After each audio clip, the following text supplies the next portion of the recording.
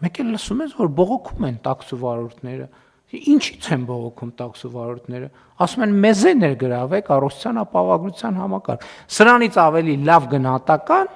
կարծում եմ գոյություն չունի։ Մենք ստացել ենք մի վիճակ,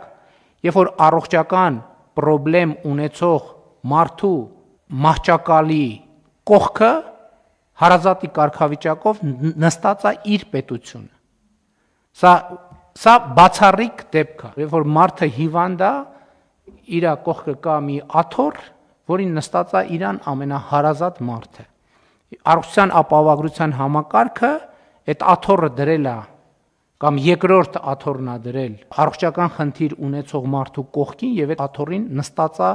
իր պետությունը, Հայաստանի Հանրապետությունը, որը իր կարիքները հոգում է, եւ ես այն չի համար եմ ասում, սա շատ բարդ բարեփոխում է, ճիշտ է, գոնե միջև այդ պահը մենք կառավարելի տրամաբանությամբ գնում ենք առաջ, բայց մենք այս բարեփոխումը պետքա փայփայենք ուղղակի։ Մենք այս բարեփոխումը պետքա փայփայենք, շատ ամենօրյա խնամք տանենք բարեփոխման նկատմամբ, որպես ինքը զարգանա, որովհետև մենք նաև Հայաստանում դառը փորձեր կան, որ առողջության ապահովագրության համակարգերը ներդրվել են եւ կեսից